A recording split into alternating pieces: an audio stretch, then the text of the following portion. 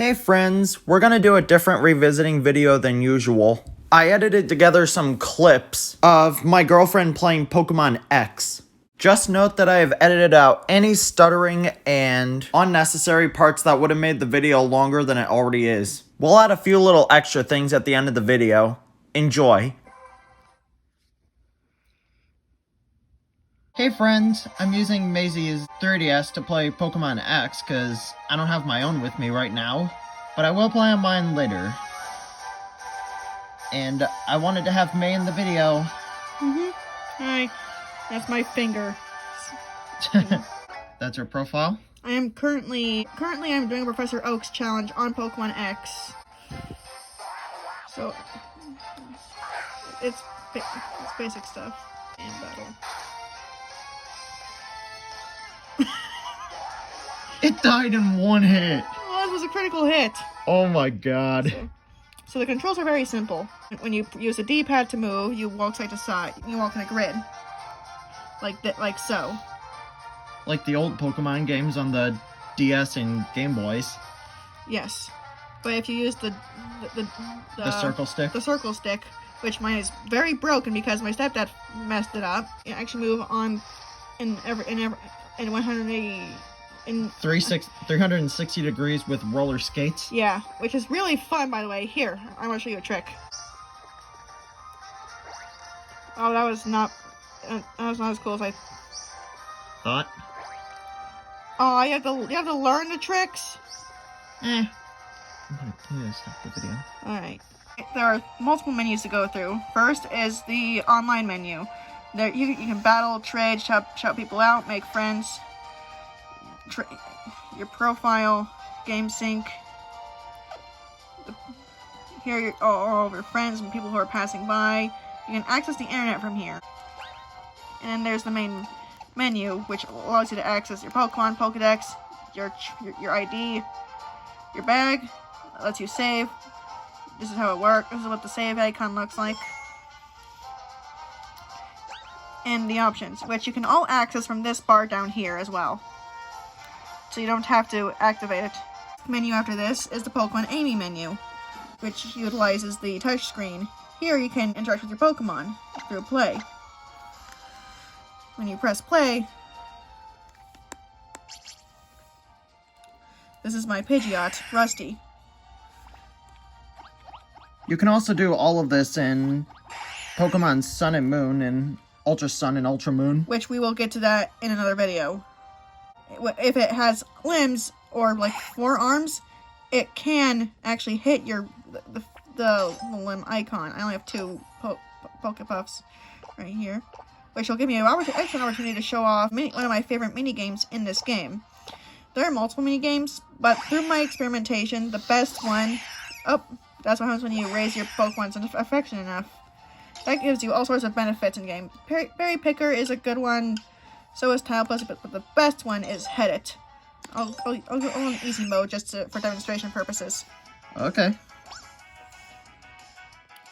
As you can see here, you just have to time it right so you can keep bouncing this. Yep.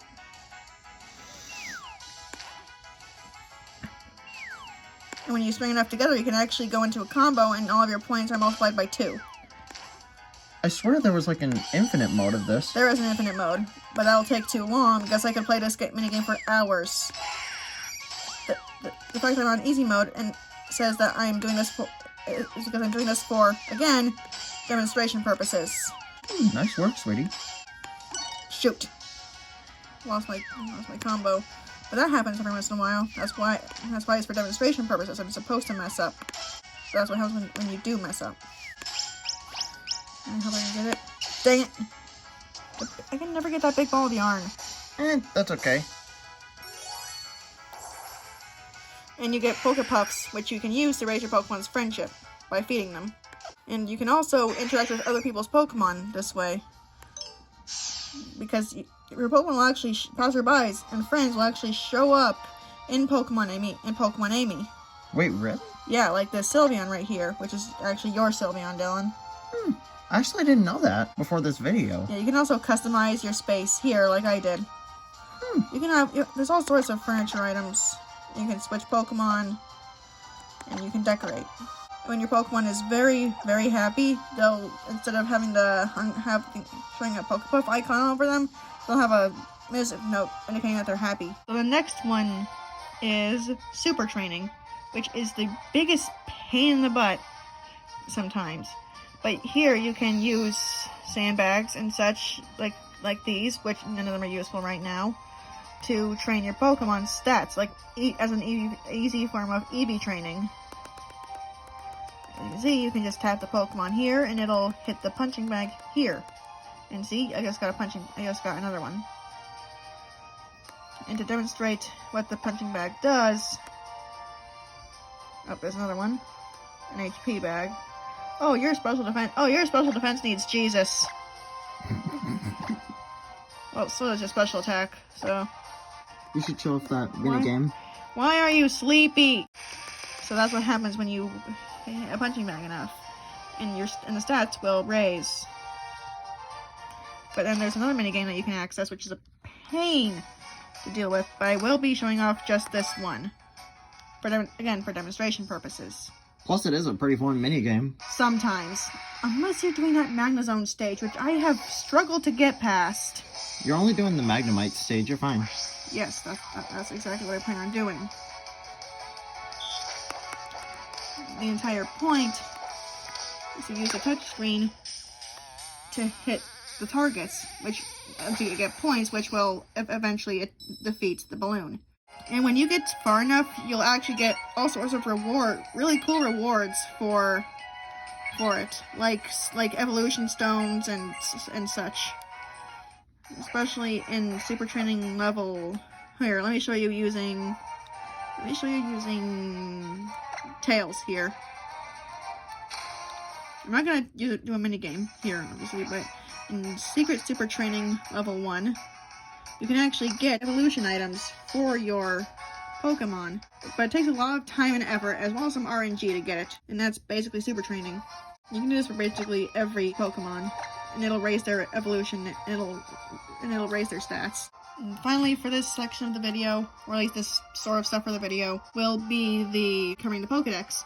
When you get to a certain point in the game, there are actually 3 Pokedexes, which is the first of its kind, especially for the 3DS.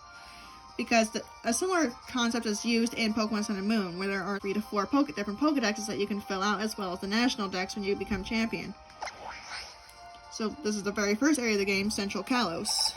And as you can see, it's pretty full, because I'm doing the Professor Oak's challenge. Let's do an example one.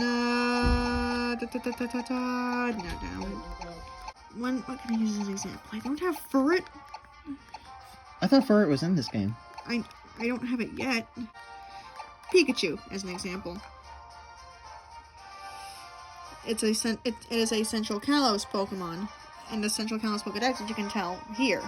You can tell if it's registered or not by looking here at this symbol. And then you're seen and you're obtained. The species, the type, height, and weight.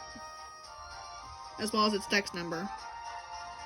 Also the description right here. And then the dex entry. Which here is, it raises its tail to check its surroundings. The tail is sometimes struck by lightning in this pose. It's a really big Pokedex, and it takes a lot of time and effort to really fill, especially with in the very beginning of the game where you don't have an EXP share like I do.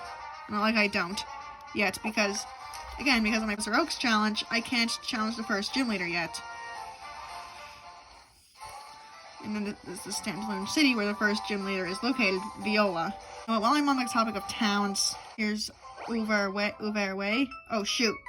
So first, you have to do this Pokemon battle whenever you lock eyes, as any other Pokemon game. This girl has a Bidoof, and Maisie will be using her Psyduck. Here are the controls. You can use exclusively the touchscreen if you really want to. I prefer not to. Same here, actually. And Bidoof went down with 1 hit. And you also receive money for winning, like any other Pokemon game. And now for what I was actually doing, I was going to show off other towns and areas. That I immediately have access to. There's the Santoline Forest, which is like the Viridian Forest of Kalos. Oh, I thought that was a shortcut. I thought so too, actually. You tricked me, game.